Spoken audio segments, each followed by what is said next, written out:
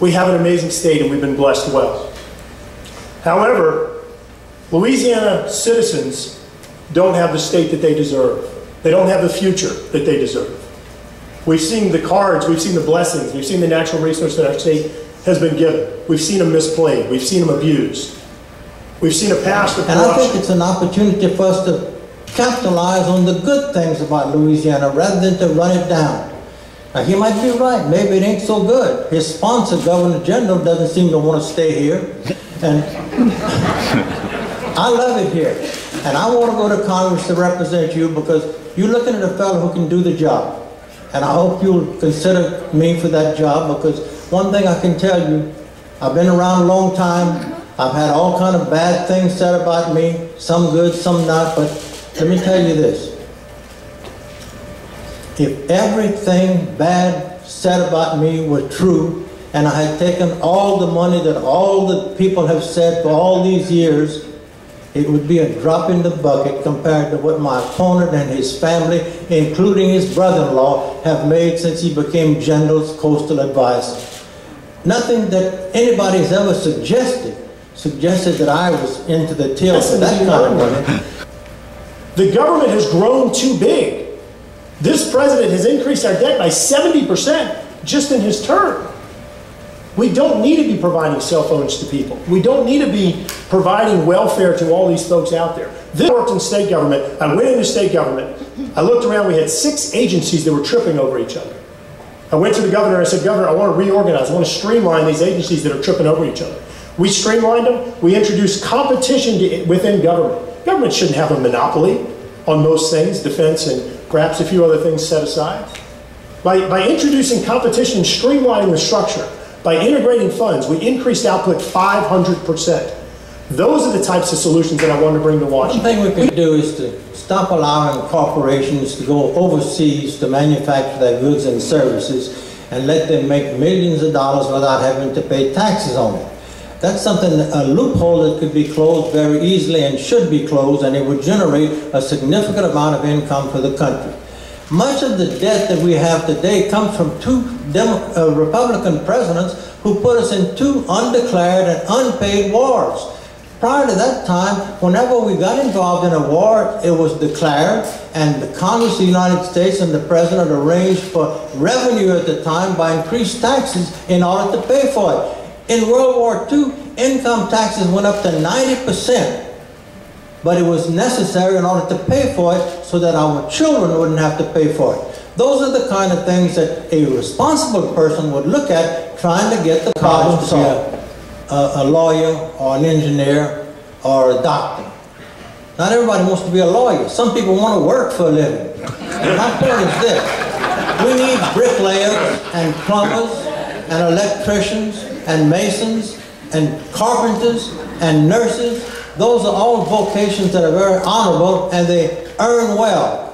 When I was governor in the 70s, I revamped the entire VOTEC system in the state and built some additional ones, including one here.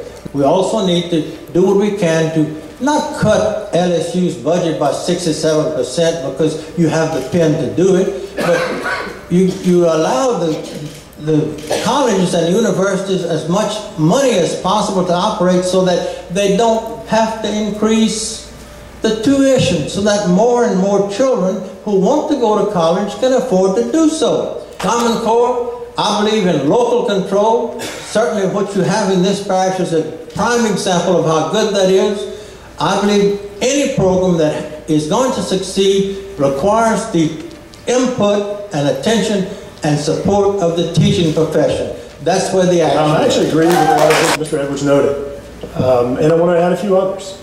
You know, first of all, the education end zone that we've established for students across the state and across this nation is you need to hit a 4-year college degree or you need to get an advanced degree, and that's the end zone. The reality is, as we all know, we have many students that aren't wired for that. We have students that are going to make phenomenal mechanics and bricklayers and many of the other skilled labor trades that we need here in Louisiana.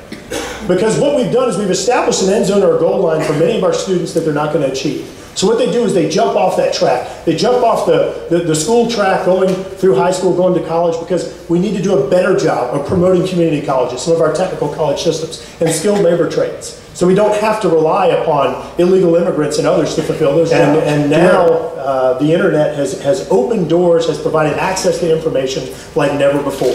And it's obviously going to continue to take off. But I also think it's important to think about the principles of the foundation under which the internet was able to have such explosive growth. The principles or the management structure under which it was able to just take off and become available to virtually anyone around the world. And that was a system whereby it was largely unregulated. But I'll tell you, my bias at this point is to base the future upon the principles that we've succeeded under, where the internet is free, it's open, and it's accessible to everyone. Because that's the growth, that's the explosion that the internet has existed under. And I think that we need to ensure that we don't come in and restrict access or restrict future growth of the internet. There's not a more important success story in business than the growth of the internet service, and I compliment them for it.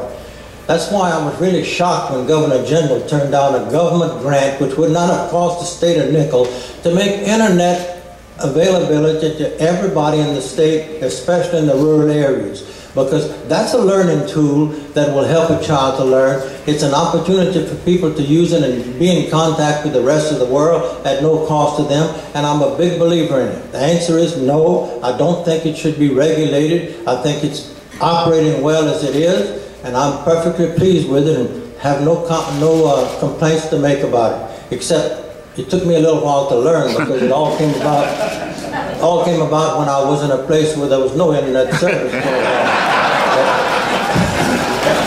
But it's a great tool. I'm very happy with it, and I don't want to see any change, except I wish that the governor had taken the money and made it available to everybody. There was a little while ago that companies in many cases attempt to go overseas to make different products, and in many cases bring them back here.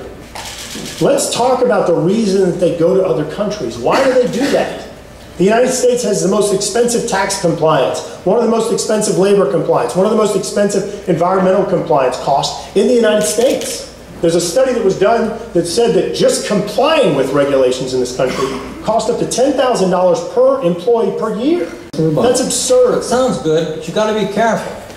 If there was no government, kids would still be working in coal lines. If there was no government, people would still be working 80 hours a week to try to make a living. If there was no government, women and minorities would still be in the shadows of our economy and our society. And that's not right. We are a regulated society, and we need the steady hand of government. The breakdown of the family unit, in my opinion. I think much of the crime, much of the lack of education, much of the unemployment, much of the problems in this country comes from the breakdown. So many children are born now to unwed parents. So many children are born in households where there's so many children that the parents cannot support them, so they end up going to a life of crime. How to do that? I'm not here to tell you. I'm not a preacher, but I will say this, that kind of a solid family relationship is going to be helpful in making this a better nation. And government regulation in a complex society like we have is necessary in order to keep things orderly and organized. Now, I know people like to say, and I go along with that, oh, get the government out of this, get the government out of that. But if you get the government out of everything, you're going to have anarchy. And I don't want to live in that kind of a country.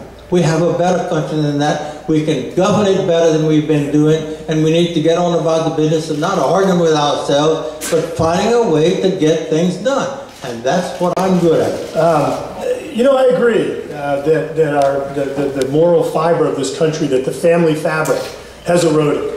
And I believe that we've got to put God back into this country.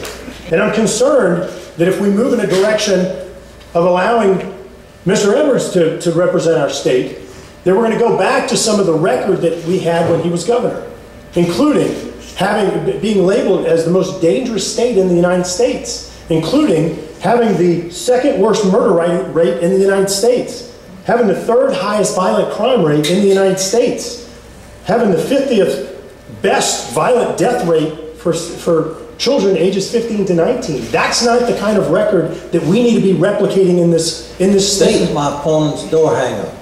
He claims that as General's coastal advisor, he spent or supervised or used $19 billion. Let me tell you one more thing you don't have here. In the 80s, when I was governor, we started a program to do something about the Amite-Comite Basin flooding, because East Ascension and West Ascension and Livingston and part of East Baton Rouge were flooding periodically.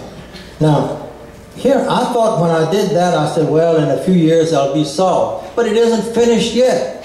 Now, he's got all this money, he said, that he's spending in the 8 years or 6 years he was chairman of the committee. Why didn't he spend some of that getting it done here? It just cost $160 million. He got a grant of $300 million from BP one time. What did he do with it? Contrary to the advice of experts, he spent $160 million building sandburns in the Gulf of Mexico, which washed away within a matter of months, as had been predicted.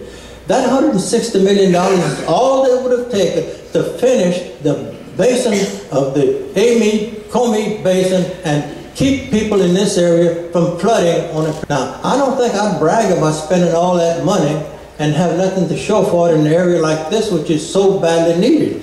The program is in the brochure what he puts out, and it listed on page 57, but nothing was done during the time that he was chairman of the committee, and I hold him responsible for that, since he wants to take credit for spending all this money and doing whatever he did. Let me close one thing before he can get to it. The sandberms that I'm talking about were not flood control.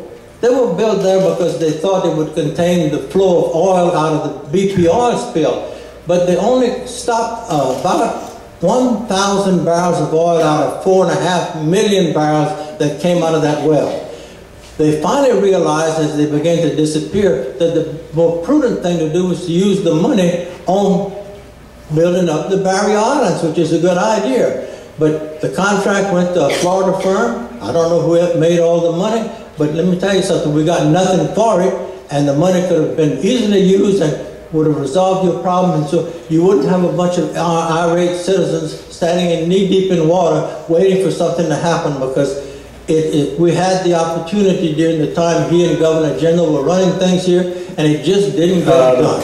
Everything that he just said in the last 3 minutes, when unencumbered by fact, is accurate. But when you bring fact into it, it simply is incorrect. He just made a statement that $19 billion I had no control over. Yet at the same time, he said that I used that money to give, I don't remember what the number was, $100 million in contracts to my family. Completely untrue. And I sat there and I struggled and I said, why in the world would somebody go say something like that? Why would they allege that I gave away contracts to family members? It's potentially illegal, obviously immoral. And I couldn't figure it out. I'm struggling with it. Then I went back and started doing some research and found a quote from Mr. Edwards dating back to several years ago, where he said, quote, "Lying is a big part of my job." Like, oh, it's beginning to make more sense.